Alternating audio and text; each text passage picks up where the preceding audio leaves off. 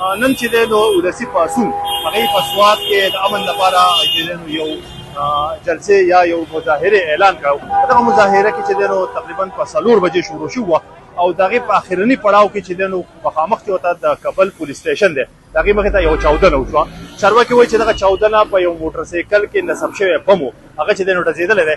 تر دې دمه چې دی نو معلومات کره نه دي راغلي، خو ګڼ شمېر خلک په دې کې ژوبل دي او زخمیان دي. نه ښایي چې دی نو هغه پولیس و. د دغه تاڼې مخې ته ګڼ شمېر پولیس ولاړ وو، ځکه چې دغه جلسې ته وړاندې نه ویلی شوي وو چې تاسو دا مه کوئ، دا ناقانونه ده. خو بیا هم چې دی ولسي پاڅون هغه جلسه وکړه.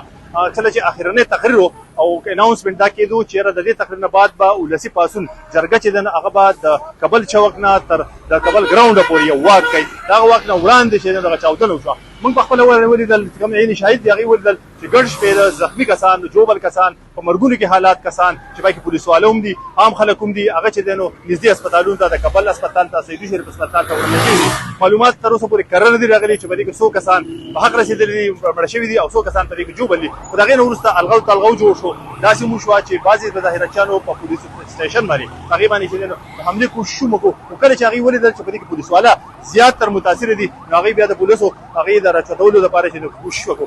دلته کې امبولانس هم موجود وي او عام ګاډي هم موجود وو. په عامو ګاډیو کې او په امبولانسو کې هغه زخمیان سیدو هسپتال څنګه وویلی شو او نږدې کابل هسپتال ته رسولی شوي دي. د مشال ډیجیټل کوم چې کتونکي دي هغه به موږ وخت په وخت د دغه معلوماتو نه خبروو.